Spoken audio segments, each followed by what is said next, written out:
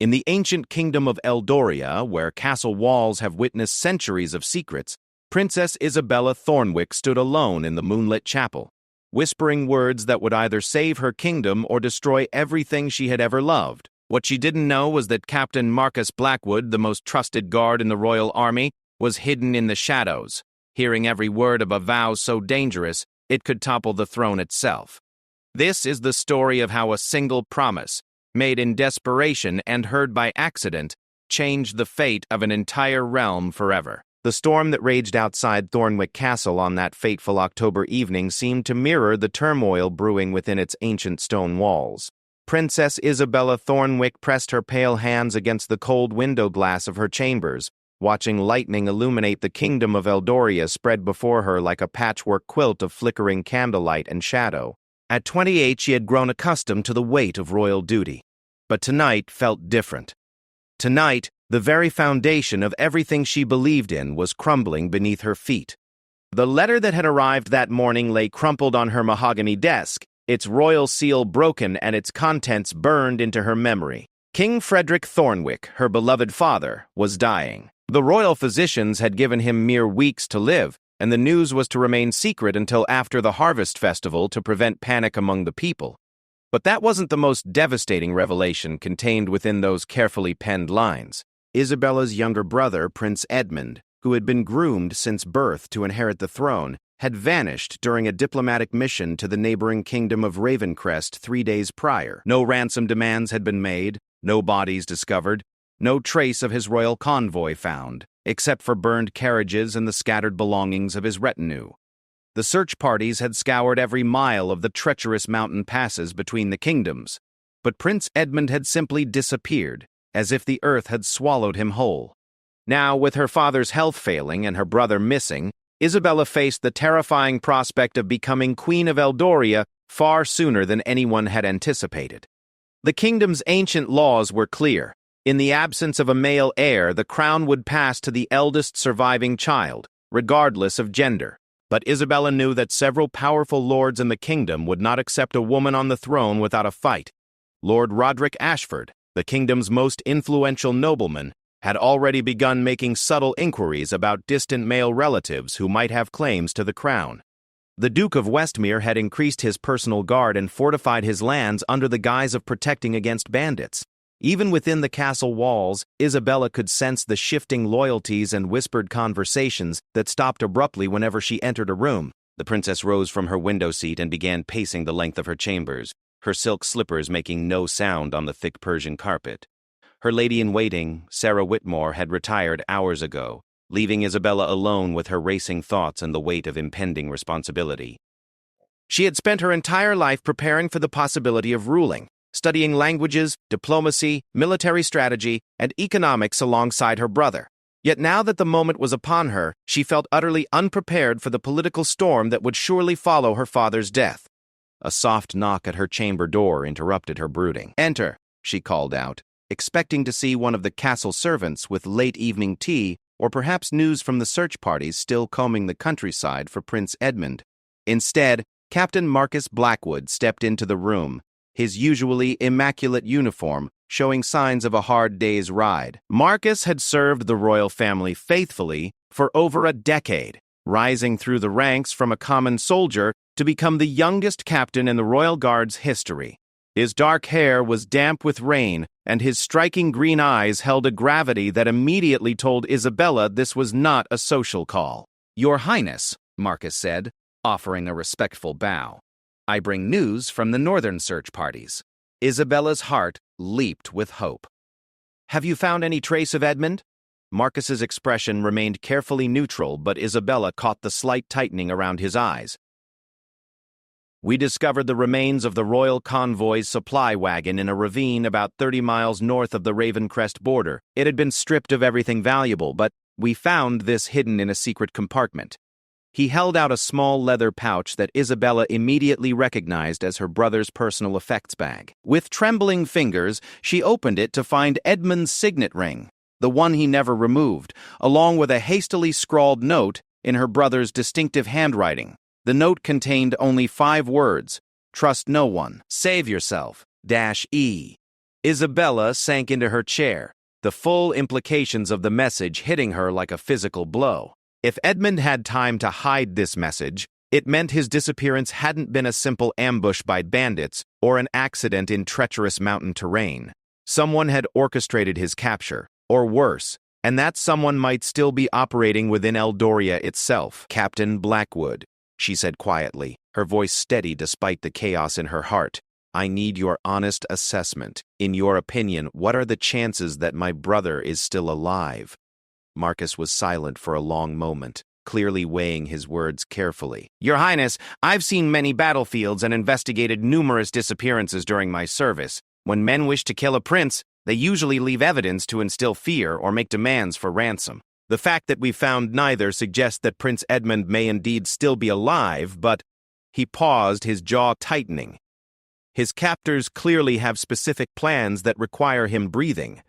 The unspoken implications hung heavy in the air between them. A living prince could be used as a puppet ruler, forced to sign away kingdom rights or make concessions under duress.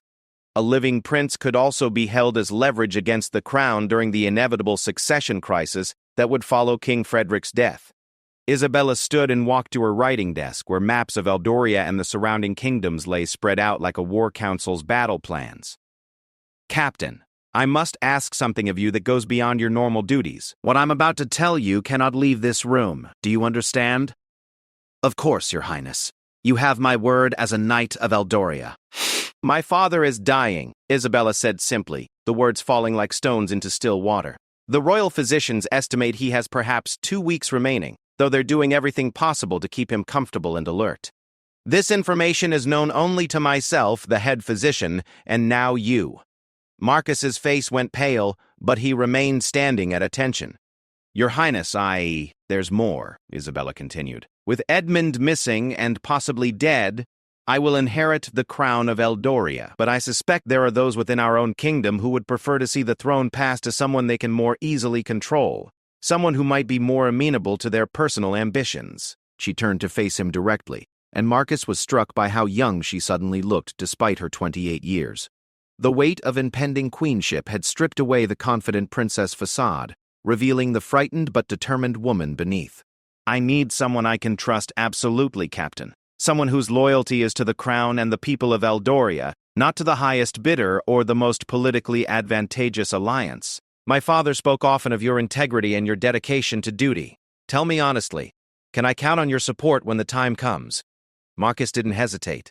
He dropped to one knee before her, his hand placed over his heart in the traditional gesture of fealty.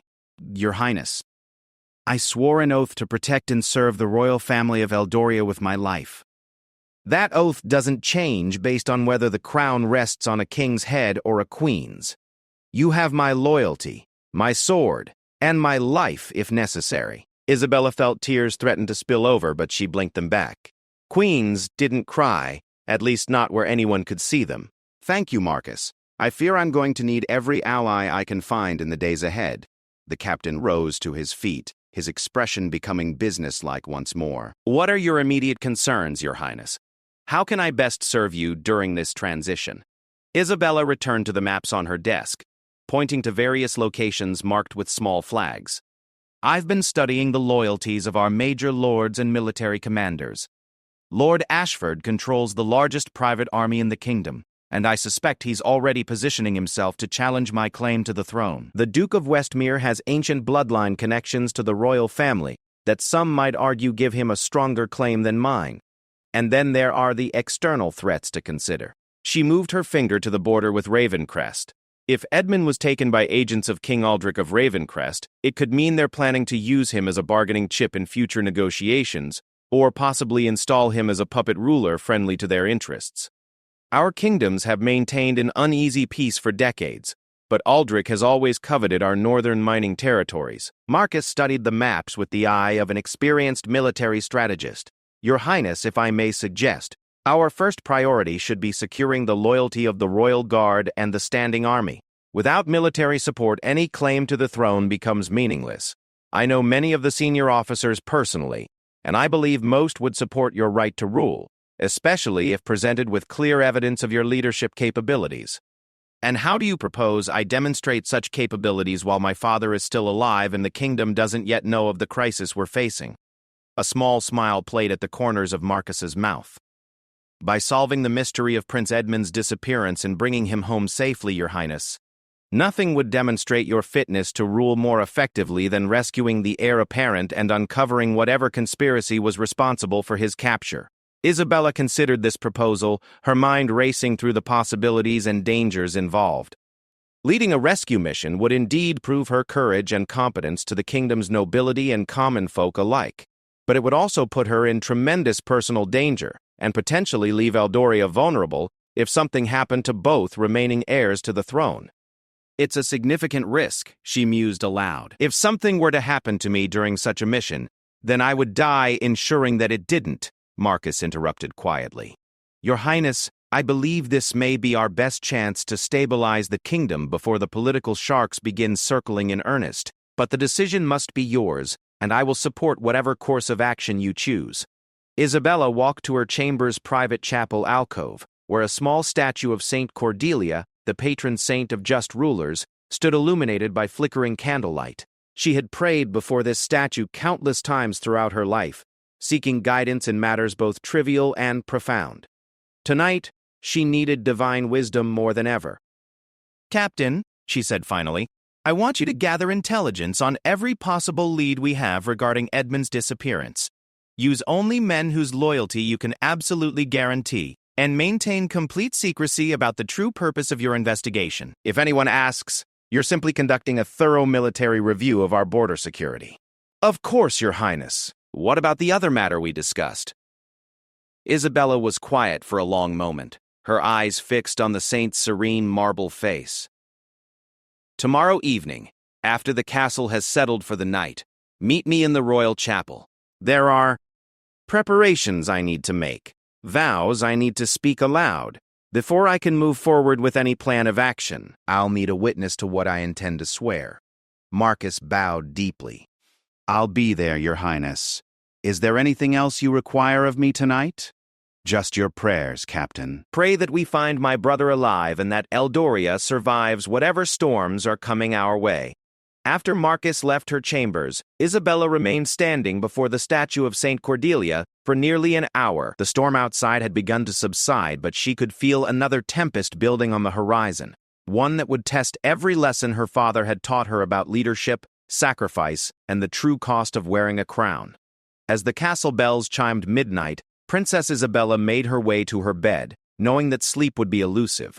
Tomorrow would bring new challenges, new decisions, and the beginning of a journey that would either see her crowned as Queen of Eldoria or witness the end of her family's 1,000-year dynasty. The candlelight flickered across Saint Cordelia's face as if the statue were offering a benediction to the princess, who would soon be forced to choose between her own happiness and the survival of her kingdom. The following day dawned gray and overcast, with thick clouds hanging low over Thornwick Castle like a shroud of impending doom. Princess Isabella had managed only a few hours of restless sleep, her dreams filled with images of her brother's face and the weight of an invisible crown pressing down upon her head. She rose before dawn and dressed in practical riding clothes rather than the elaborate gowns expected of a princess, intending to spend the morning reviewing the castle's defenses and speaking privately with key members of the royal household. Her first stop was the royal treasury, located deep beneath the castle in a series of reinforced chambers that had been carved directly into the mountain's bedrock centuries ago.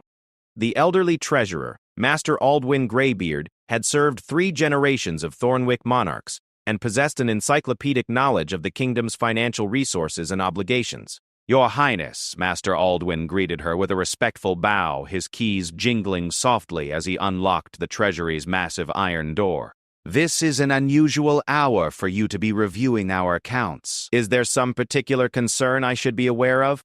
Isabella followed him into the torchlit chamber, where chests of gold coins stood alongside carefully catalogued records of the kingdom's assets, debts, and trade agreements. Master Aldwin, I need a completely honest assessment of Eldoria's financial position, not the sanitized reports prepared for court functions, but the true state of our resources. The old treasurer's weathered face creased with concern. Your Highness, such information is typically reserved for the king's private review. I understand the protocols, Master Aldwin, but I have reason to believe I may need this information sooner than anyone anticipated. Please, speak freely. Aldwin studied her face for a moment, then nodded slowly and moved to a large leather-bound ledger. Very well, Your Highness. Eldoria's financial position is complex. We have substantial gold reserves and our agricultural output remains strong, but we also carry significant debts from the infrastructure projects your father initiated over the past 5 years. He opened the ledger to a page covered with neat columns of figures. The new roads, bridges, and fortifications along our borders have cost nearly 3 times their original estimates. We've funded these projects through loans from the merchant guilds and foreign banks, particularly the Bank of Meridian in the neighboring kingdom of Thessaria. Isabella felt a chill run down her spine. Foreign debt meant foreign influence, and creditors had ways of collecting that didn't always involve simple monetary repayment.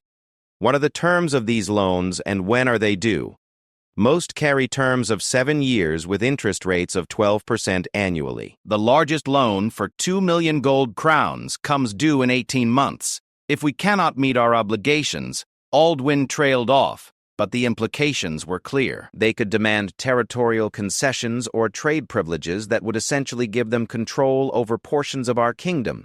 Isabella finished grimly. I'm afraid so, Your Highness. Your father was aware of these risks, but the infrastructure improvements were deemed necessary for national defense. The new fortifications along the Ravencrest border alone have likely prevented at least 2 potential invasions in recent years. Isabella spent another hour reviewing the financial records, her concern growing with each page. Eldoria was far from bankrupt, but the kingdom's debt obligations would severely limit her options as a new ruler. Any sign of political instability could lead creditors to demand immediate repayment, potentially forcing her to choose between national independence and economic collapse. Her next stop was the castle's war room, where military maps and strategic assessments lined the walls like a comprehensive encyclopedia of Eldoria's defensive capabilities. Captain Marcus was already there, along with General Harrison Stormwind, the kingdom's highest-ranking military commander and her father's most trusted military advisor. General Stormwind, Isabella greeted the grizzled veteran, who had served Eldoria faithfully for over 30 years. I trust Captain Blackwood has briefed you on our current security concerns? The general's steel-gray eyes met hers with the direct gaze of a man accustomed to facing hard truths.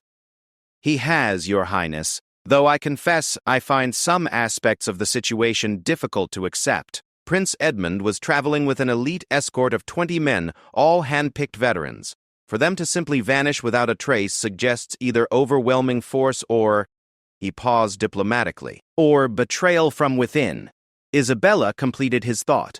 Yes, General, that possibility has occurred to me as well, which is why I need to know who among our military commanders can be trusted absolutely. General Stormwind exchanged a meaningful glance with Captain Marcus before responding. Your Highness, in my experience, loyalty is earned through consistent leadership and fair treatment of one's subordinates. Your father has always commanded deep respect among our officers, and by extension, most would support his designated heir. But, Isabella prompted, sensing there was more. But there are always those who prioritize personal advancement over duty, the general admitted reluctantly. Colonel Brennan Hawthorne, who commands our eastern border forces, has family connections to Lord Ashford and has been vocal about his concerns regarding Focal 2, changes in leadership structure. Isabella felt her jaw tighten. Colonel Hawthorne commanded nearly 1,000 men and controlled access to several key mountain passes that could be crucial in any military conflict. If his loyalty was questionable, it represented a significant vulnerability. What about our intelligence network, she asked. Do we have reliable sources of information regarding potential threats from neighboring kingdoms or internal conspiracies? Captain Marcus stepped forward. Your Highness, our spy network is modest compared to larger kingdoms, but we do have contacts in key positions throughout the region. However, I've recently discovered some concerning gaps in our intelligence gathering. He moved to a map showing Eldoria's borders with its neighboring kingdoms. We've had no reports from our contacts in Ravencrest for over 2 weeks, which coincides with the timing of Prince Edmund's disappearance. Either our agents there have been compromised, or they're being prevented from communicating. Or they've been eliminated, Isabella said bluntly. General, in your professional opinion, what would be required to mount a rescue operation into Ravencrest territory? General Stormwind considered the question carefully. Your Highness, such an operation would require absolute certainty regarding the prince's location, a small force of elite soldiers to avoid detection, and detailed knowledge of Ravencrest's military positions and patrol patterns. Without Prince Edmund's exact whereabouts, we'd essentially be searching an entire kingdom while avoiding their army. But not impossible? Not impossible, but extraordinarily dangerous, and with a low probability of success, the general replied honestly. Isabella studied the maps for several minutes, her mind working through various scenarios and contingencies. Every option seemed fraught with risk, but inaction carried its own dangers. Each day that passed without word of Edmund's fate weakened her position and gave potential rivals more time to organize opposition to her eventual claim to the throne. General, I want you to quietly begin preparations for a small, highly mobile rescue force. Handpick 20 of our most reliable and skilled soldiers, men whose loyalty is beyond question. Equip them for extended operations in foreign territory, but do so discreetly. If anyone asks, tell them it's a training exercise for special operations. Of course, Your Highness. May I ask what you intend regarding your own involvement in such operations? Isabella met his gaze steadily. I intend to lead any rescue mission personally, General. Both military men began to object simultaneously, but Isabella held up her hand for silence. Gentlemen, I understand your concerns, but consider the political realities we face. If Edmund is dead, I must demonstrate my fitness to rule through decisive action. If he's alive, he needs to see that his sister values his life enough to risk her own. Either way, my personal involvement sends a message to both our allies and enemies about the kind of ruler I intend to be. General Stormwind looked as though he wanted to argue further, but ultimately nodded reluctantly. Very well, Your Highness. I'll begin the preparations immediately. The remainder of the morning was spent in similar meetings with other key members of the royal household. The head of domestic staff, the master of the royal stables, the captain of the castle guard, and the kingdom's spy master, a shadowy figure known only as Master Raven who seemed to appear and disappear like his namesake. Each conversation revealed new layers of complexity to Eldoria's situation. The domestic staff reported unusual activity among visiting nobles, including several who had extended their stays at court well beyond normal social expectations.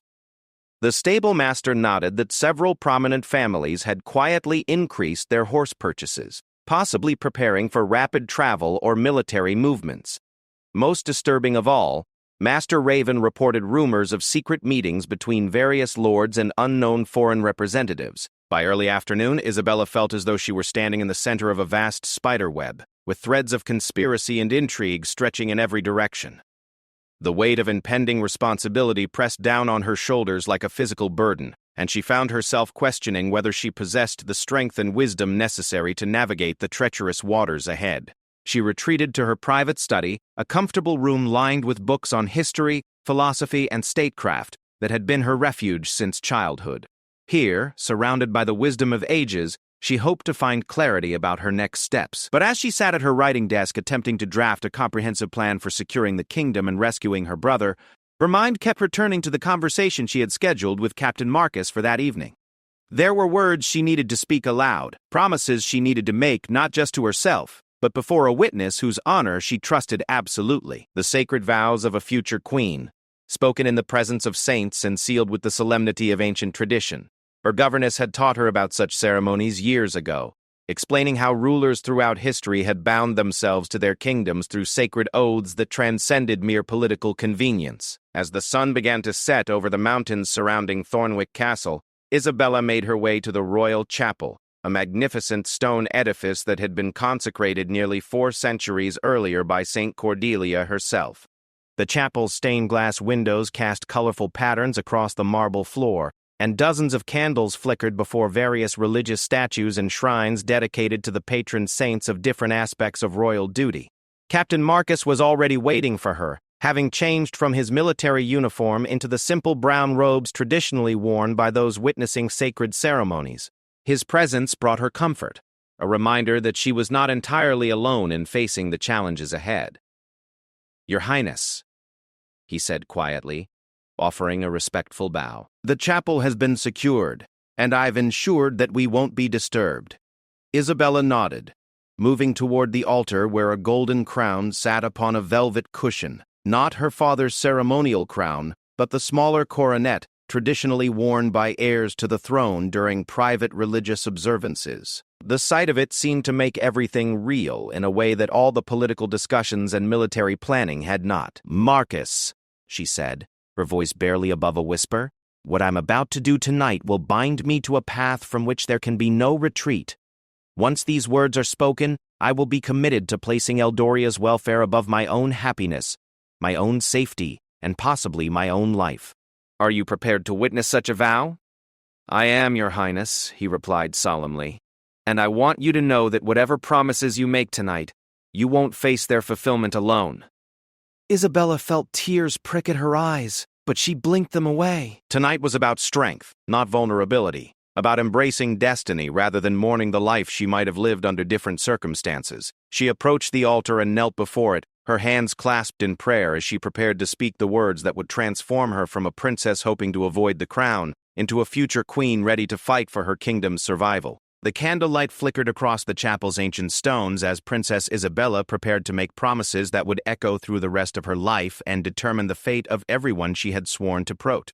Princess Isabella knelt before the altar in the royal chapel, her heart pounding so loudly she was certain Captain Marcus could hear it from where he stood witness behind her.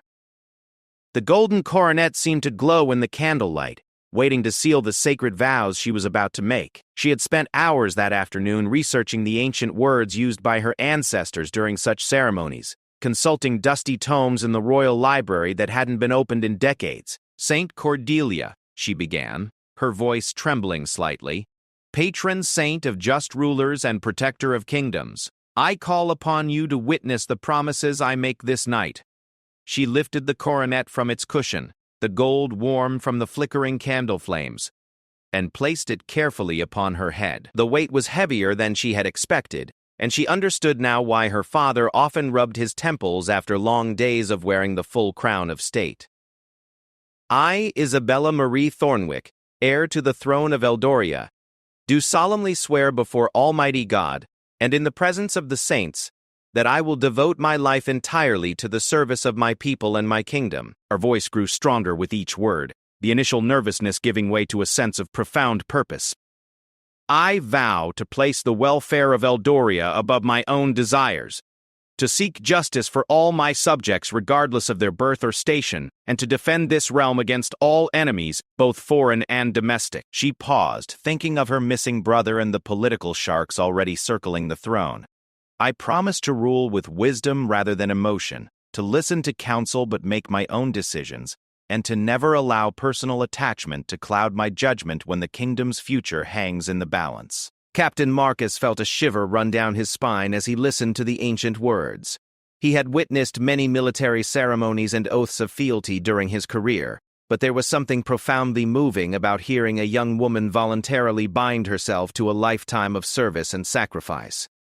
"Should my brother Edmund be found alive and well," Isabella continued, "I will gladly step aside and support his claim to the throne, for he was born to this destiny while I merely inherited it through tragedy. But should fate decree that the crown must rest upon my head, I will wear it with honor, and bear its burdens without complaint." Her voice broke slightly on the next words, as she confronted the most painful aspect of her future. "I vow that if the kingdom's welfare requires it, I will marry for political alliance rather than love, bear children for the succession rather than joy, and if necessary, sacrifice my own life to preserve the throne for future generations." The chapel fell silent except for the soft crackling of candle flames and the distant sound of wind through the castle's towers. Isabella remained kneeling, her eyes closed as she felt the full weight of what she had just promised settle upon her shoulders, like a mantle of responsibility that could never be removed. "Furthermore," she said, opening her eyes to gaze directly at the statue of Saint Cordelia, "I swear to uncover the truth behind my brother's disappearance, no matter how dangerous that path may prove. I will not allow fear or political expediency to prevent me from seeking justice for Edmund, and for any others who may have suffered at the hands of those responsible."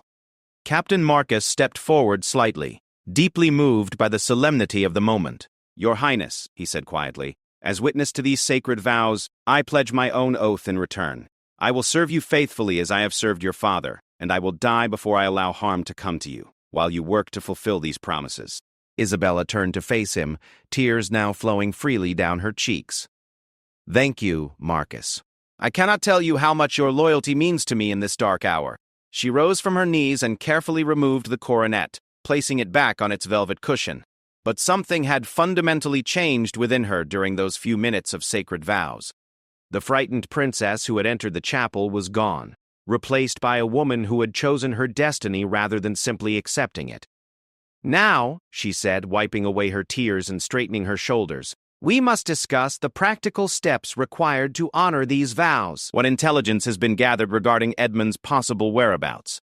Marcus moved to stand beside her at the altar, his voice taking on the crisp efficiency of a military briefing. "Your Highness, our agents have uncovered several promising leads. The burned convoy was found near a smuggler's route that's been used for decades to transport goods between Eldoria and Ravencrest, without paying border taxes. Local villagers reported seeing a group of armed riders heading north toward Ravencrest the night before Edmund's convoy was discovered." "Armed riders traveling at night suggests they were trying to avoid detection," Isabella mused. "How many, and were they identified as Ravencrest soldiers?" "Approximately 15 men, but they weren't wearing Ravencrest colors or insignia. However, one of our contacts in a border village recognized their leader as Sir Garrett Blackthorne, a knight who was exiled from Eldoria 5 years ago for treason." Isabella's blood ran cold. She remembered Sir Garrett well, a charismatic but ambitious man who had attempted to convince her father to launch a preemptive war against Ravencrest, claiming to have secret intelligence about planned invasions that later proved to be fabricated. When his deception was discovered, he had been stripped of his knighthood and banished from the kingdom. If Garrett Blackthorne is involved, this conspiracy runs much deeper than a simple kidnapping, she said grimly. He knows our castle's defenses, our military procedures, and most importantly, he knows exactly how valuable Edmund would be as a political pawn. There's more, Your Highness. Our spies report that Sir Garrett has been seen frequently in the company of Duke Aldrich of Thornfield, King Aldrich of Ravencrest's younger brother. Duke Aldrich has always opposed the peace treaties between our kingdoms and has advocated for more aggressive expansion policies. Isabella began pacing the length of the chapel, her mind working through the implications. So we potentially have exiled Eldorian nobility working with Ravencrest expansionists to destabilize our kingdom during a succession crisis. The timing cannot be coincidental. They must have intelligence sources within our own court to know about Father's illness. That's my assessment as well, Your Highness. Which brings us to our next concern: identifying potential traitors within Thornwick Castle itself. The thought that someone among her father's trusted advisors or household staff might be feeding information to her enemies made Isabella feel physically sick. The castle had been her home for her entire life, and she had always thought of its inhabitants as an extended family bound together by loyalty and mutual affection. "Who do you suspect?" she asked quietly. Marcus hesitated before answering. "Your Highness, I have no concrete evidence, only observations and instincts developed over years of military service. But there are several individuals whose behavior has struck me as suspicious in recent weeks. Tell me, Lord Chancellor Pemberton has been sending and receiving an unusual amount of private correspondence, often delivered by messengers who don't wear royal livery. Master of Arms Sir Geoffrey has been asking detailed questions about guard rotations and patrol schedules that seem to exceed his normal responsibilities. And..." Marcus paused uncomfortably. "Continue.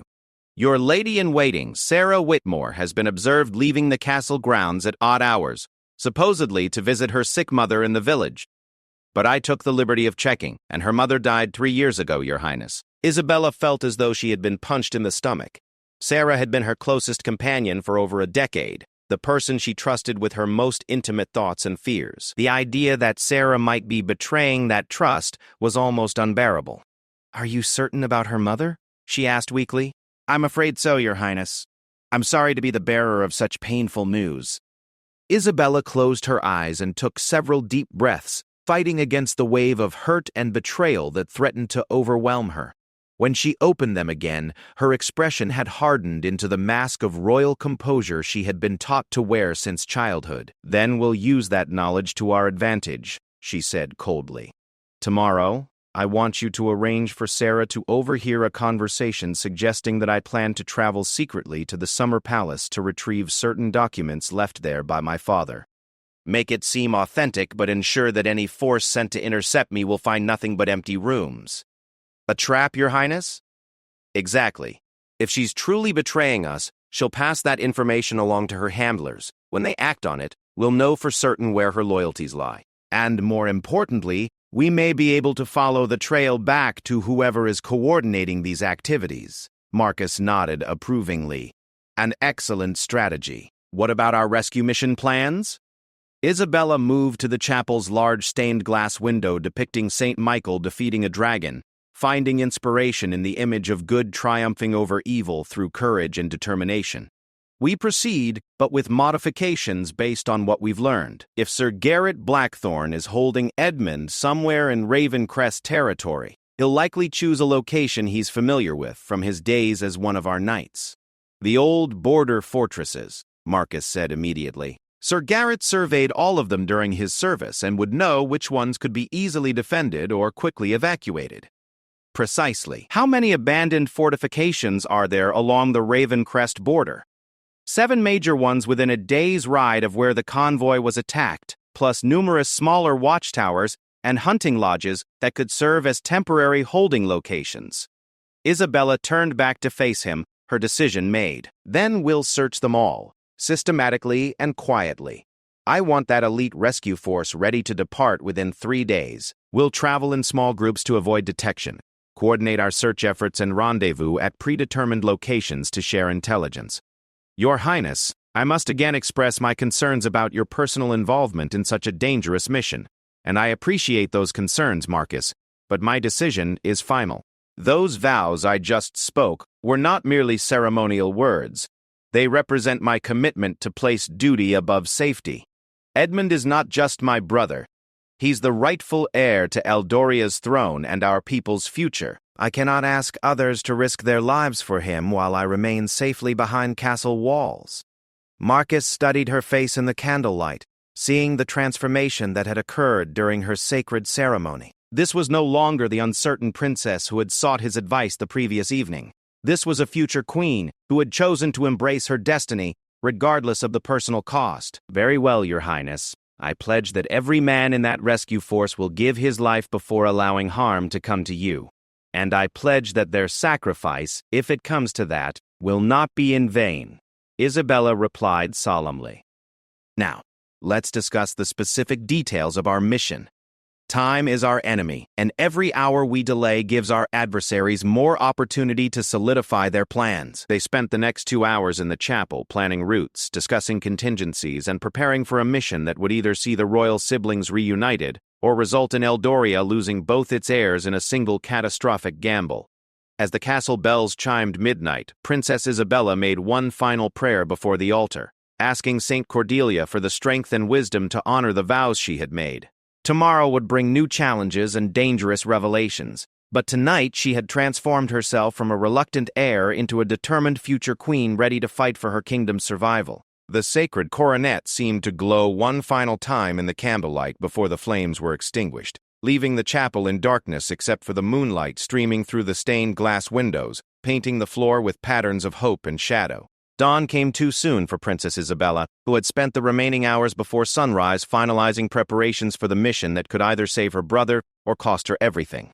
She had written detailed instructions for the kingdom's governance in her absence, sealed letters to be opened only in the event of her death, and made provisions for various contingencies that might arise while she was away from Thornwick Castle.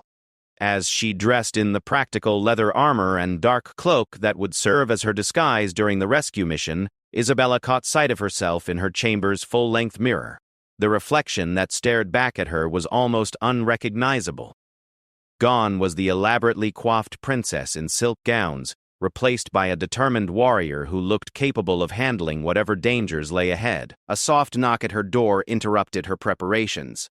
"Enter," she called, expecting to see Captain Marcus with final mission details. Instead, Sarah Whitmore stepped into the room, carrying a breakfast tray and wearing her usual warm smile.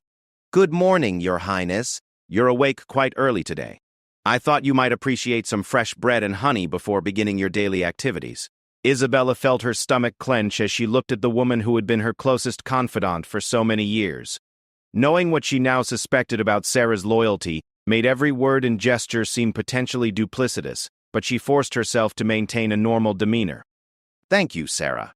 Actually, I'm glad you're here early. I have some rather urgent matters to attend to today, and I may need your assistance with certain delicate arrangements." Sarah's eyes brightened with curiosity. "Of course, Your Highness. Whatever you need." Isabella moved to her writing desk and began shuffling through various papers, creating the illusion of searching for something specific. "I've received some disturbing intelligence regarding potential threats to the kingdom's security. It seems advisable for me to retrieve certain documents my father stored at the Summer Palace, financial records and military assessments that could be crucial if political tensions escalate." "The Summer Palace?" Sarah asked, her voice carefully neutral. "But Your Highness, isn't it rather dangerous to travel there with all the uncertainty surrounding Prince Edmund's disappearance?" "Which is precisely why no one would expect me to go there now," Isabella replied smoothly. "I plan to depart this afternoon with a minimal escort, travel quickly and quietly, and return within 2 days. The documents in question are too sensitive to trust to a messenger, so I must retrieve them personally." Sarah nodded slowly, but Isabella noticed her hands trembling slightly as she arranged items on the breakfast tray. "Shall I inform Captain Marcus of your travel plans so he can arrange appropriate security? Actually, I'd prefer to keep this mission as confidential as possible. The fewer people who know about it, the better. I'll speak with Marcus privately about the necessary arrangements." "Of course, Your Highness. Is there anything else you need from me?" "Not at the moment, Sarah. Thank you for breakfast, and please ensure I'm not disturbed for the next few hours while I finalize my preparations." After Sarah left, Isabella felt a profound sadness settle over her heart. Regardless of Sarah's motivations or the circumstances that had led to her betrayal, the loss of that friendship represented yet another casualty of the political crisis engulfing her kingdom. She made a mental note to discover the full truth about Sarah's situation when this crisis was resolved. It was possible the young woman was being coerced or threatened, rather than acting out of simple greed or ambition. Captain Marcus arrived an hour later with General Stormwind and the 20 hand-picked soldiers who would comprise their rescue force. Isabella was impressed by their appearance. All were seasoned veterans with the lean, alert look of men accustomed to dangerous missions. They had been told only that they would be conducting a sensitive reconnaissance operation in foreign territory, not that they would be attempting to rescue the heir to the throne. "Gentlemen," Isabella addressed the assembled soldiers, "you have been chosen for this mission because of your proven courage, your discretion, and your loyalty to Eldoria. What we are about to attempt may determine the future of our kingdom, and I want each of you to understand that participation is entirely voluntary. Anyone who wishes to withdraw may do so now without prejudice." Not a single soldier moved or spoke. Their unwavering attention and obvious readiness filled Isabella with confidence that she had chosen her companions wisely. "Very well," she continued. "You will now be briefed on our true mission. We have reason to believe that Prince Edmund is being held captive somewhere in Ravencrest territory, possibly in one of the abandoned border fortifications that once protected the frontier between our kingdoms. Our objective is to locate and rescue him, gathering intelligence about his captors and any broader conspiracy against Eldoria." A murmur of surprise ran through the assembled soldiers, but their expressions quickly hardened into the focused determination of professionals accepting a challenging assignment. General Stormwind stepped forward with a detailed map of the border region. "We'll divide into 4 groups of 5 soldiers each, plus Her Highness will accompany the group led by Captain Marcus. Each group will be responsible for searching specific locations, maintaining regular communication through predetermined signals, and rendezvousing at established checkpoints." "What about extraction procedures if we encounter enemy forces?" asked Sergeant Robert Ironwood, a grizzled veteran with scars from multiple campaigns. "Our primary objective is stealth and speed," Marcus replied. "We avoid confrontation whenever possible, but if combat becomes unavoidable, we fight with the understanding that Prince Edmund's safety takes absolute priority over all other considerations, including our own lives." Isabella watched the faces of her soldiers as they absorbed the briefing details, seeing no signs of hesitation or doubt. These men understood the stakes involved and were prepared to sacrifice everything for their kingdom and their royal family. "One final point," she said. "I know some of you may have concerns about following a woman into battle. I want to assure you that I've trained in swordsmanship, archery, and mounted combat since childhood. I will not be a liability during this mission." Sergeant Ironwood spoke for the group. "Your Highness, any concerns we might have had were eliminated the moment you chose to risk your own life for Prince Edmund's rescue. We're honored to serve under your command." The soldiers were dismissed to make their final preparations, leaving Isabella alone with Marcus and General Stormwind to review last-minute details and contingency plans. The rescue force would depart in small groups throughout the afternoon, using different routes to reach the border region and avoid arousing suspicion from potential spies within the castle. "Your Highness," General Stormwind said quietly, "I've taken the liberty of stationing additional guards throughout the castle and increasing patrols along our borders. If this mission is compromised, we may face retaliatory attacks designed to eliminate you and secure the succession for more malleable candidates." "Understood, General." "Who have you placed in command during our absence?" "Colonel James Blackwater, the only senior officer whose loyalty I trust absolutely. He has instructions to assume emergency powers if necessary to maintain order and protect the king." Isabella nodded, satisfied that the kingdom would be as secure as possible during her absence. She spent the remaining morning hours with her father, sharing precious moments that might be their last together. King Frederick's condition had deteriorated noticeably overnight, and the royal physicians privately expressed doubt that he would survive more than a few more days. "My dear daughter," the king whispered, his once powerful voice reduced to a barely audible rasp, "I know you face terrible choices in the days ahead. Remember that a true ruler serves the people, not the crown. Whatever decisions you must make, let your conscience be your guide." "I will, Father," Isabella replied, fighting back tears. "I promise that Edmund and I will make you proud. You already have, my child, you already have." As the afternoon sun began its descent toward the western mountains, Princess Isabella made her way to the castle's postern gate, where Captain Marcus waited with their horses and a small pack of essential supplies. She had changed into the disguise of a traveling merchant's daughter, complete with a hooded cloak that concealed her distinctive auburn hair. "Ready, Your Highness?" Marcus asked quietly. "As ready as I'll ever be," she replied, swinging herself up into the saddle with practiced ease. They rode out of Thornwick Castle as the shadows lengthened, taking a circuitous route through the countryside to avoid the main roads where they might be recognized. Isabella felt a mixture of fear and excitement as her childhood home disappeared behind the hills. This was the first time in her life she had ventured beyond Eldoria's borders, and the first time she had embarked on a mission where failure could mean not just her own death, but the collapse of her family's dynasty. The journey to the border took them through villages and farmland that spoke of Eldoria's prosperity and peaceful way of life. Children played in doorways while their parents tended crops or livestock, all blissfully unaware that their kingdom teetered on the edge of political chaos. The sight of their innocent contentment strengthened Isabella's resolve. These people deserved leaders who would protect them from the ambitions and schemes of those who valued power over human welfare. As darkness fell, they reached the predetermined rendezvous point where the other three groups of soldiers had already assembled. The abandoned watchtower that served as their base of operations had once guarded a strategic mountain pass, but decades of peace had rendered it unnecessary. Now its crumbling walls would shelter the rescue force while they planned their assault on enemy territory. "All groups accounted for, Your Highness," reported Sergeant Ironwood. "No signs of pursuit or surveillance during our approach." "Excellent," Isabella replied. "Captain Marcus, what's our intelligence regarding the most likely locations where Prince Edmund might be held?" Marcus spread out a detailed map of the border region, marking 7 potential sites with small stones.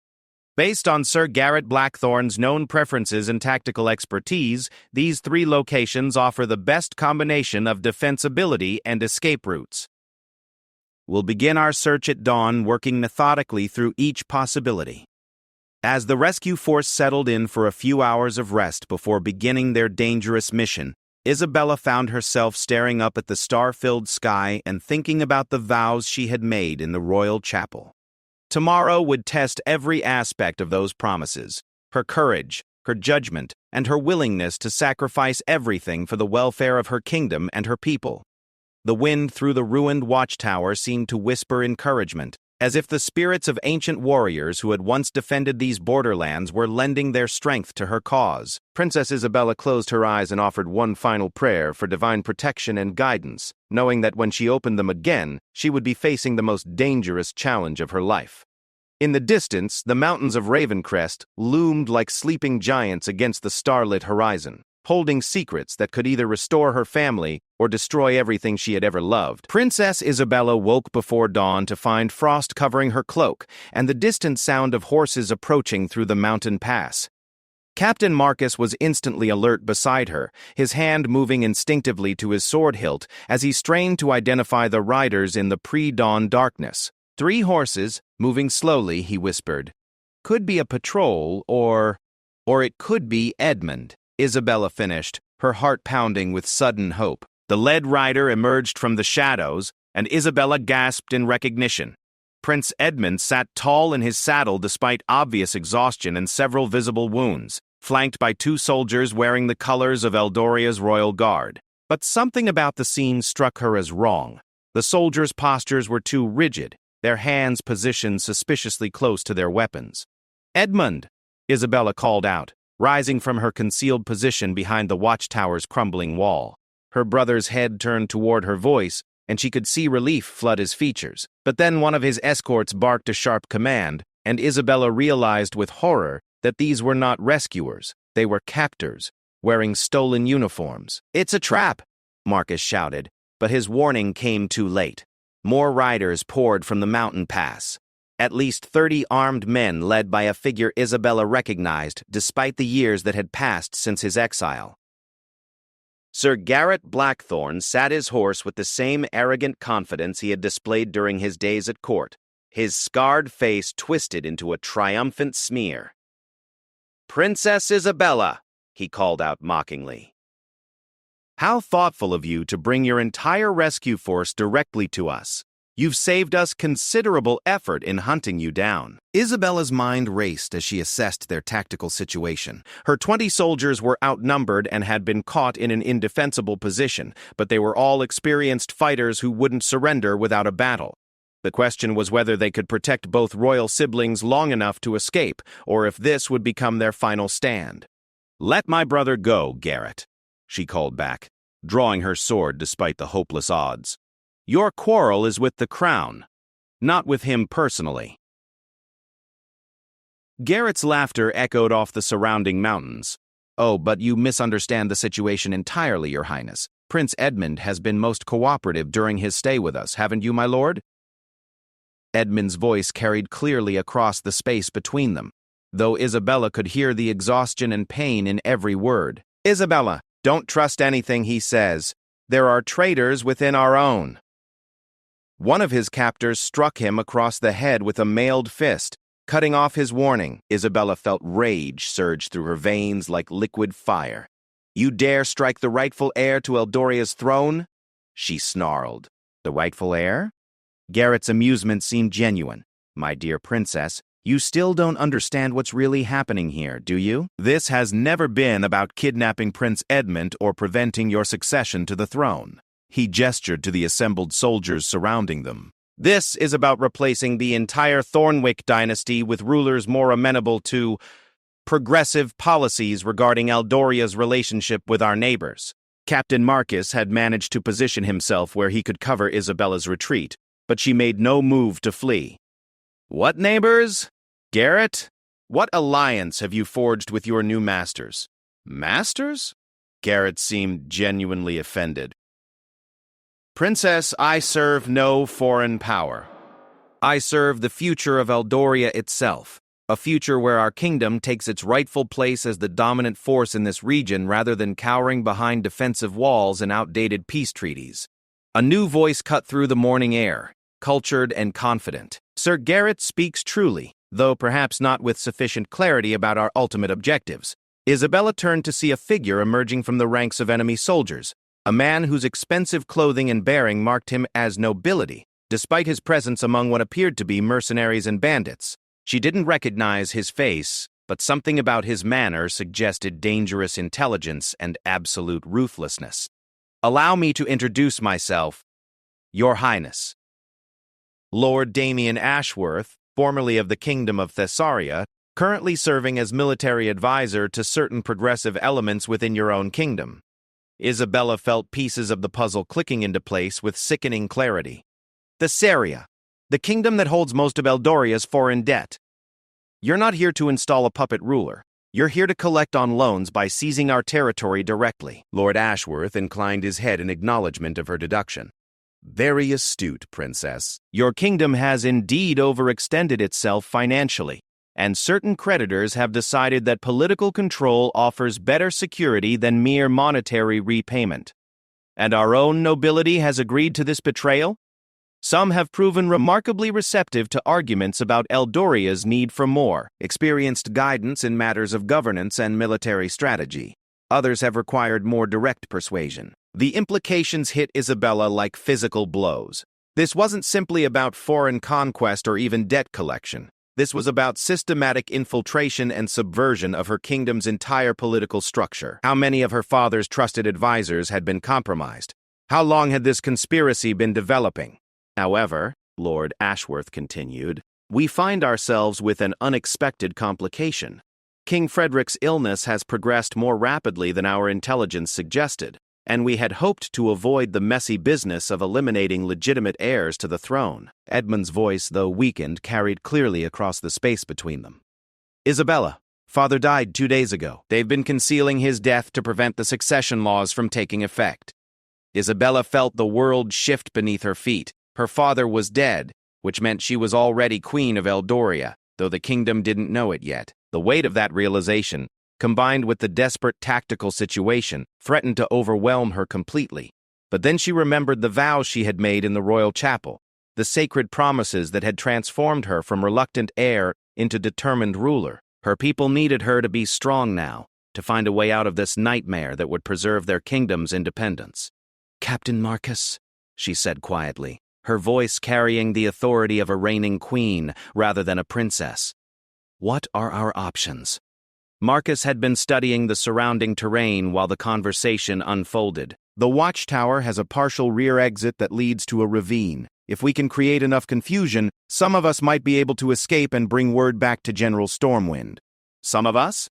"Your Majesty," Marcus said, using her new title deliberately, "our primary obligation is ensuring your survival. The kingdom cannot afford to lose both of its rightful rulers in a single engagement." Isabella understood what he was suggesting, that she should flee while her soldiers sacrificed their lives to buy her time to escape. The idea was tactically sound but personally repugnant to everything she believed about leadership and honor. "No," she said firmly. "We all leave together or we make our stand here as one." Sergeant Ironwood had crept close enough to join their whispered conference. "Your Majesty, there might be another option. If we can reach Prince Edmund and create a diversion, the enemy's attention will be split between pursuing us and maintaining control of their primary asset." Isabella studied the positioning of enemy forces, noting that Edmund was being held near the center of their formation, where he would be most secure but also most difficult to extract.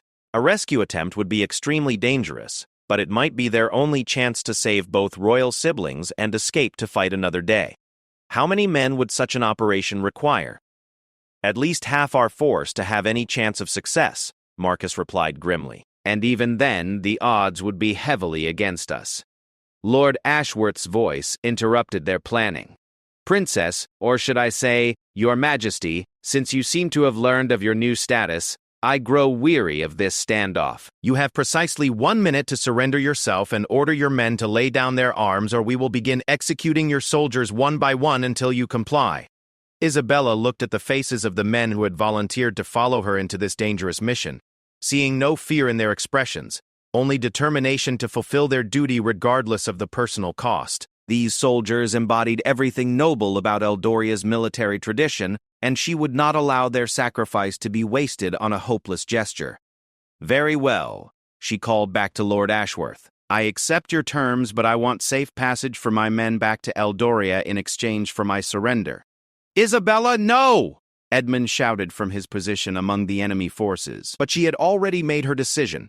As she stepped out from behind the watchtower's protective walls, her sword held high in a gesture of surrender, Isabella was already setting in motion a plan that would either save her kingdom or ensure that her death would inspire others to continue the fight for Eldoria's freedom. "Captain Marcus," she whispered, as enemy soldiers moved to surround her, "remember the vows I made in the chapel. Whatever happens here, the kingdom must survive." The morning sun crested the mountain peaks as Princess Isabella, now Queen of Eldoria, walked toward an uncertain fate, carrying with her the hopes and dreams of an entire kingdom that depended on her courage, her wisdom, and her unwavering commitment to the sacred promises she had made before God and man. The final confrontation between the forces of freedom and tyranny was about to begin, and the future of Eldoria hung in the balance of decisions that would be made in the next few crucial moments. As enemy hands reached out to seize her, Queen Isabella smiled grimly and prepared to show her captors exactly what it meant to face a ruler who had chosen duty over safety and honor over life itself.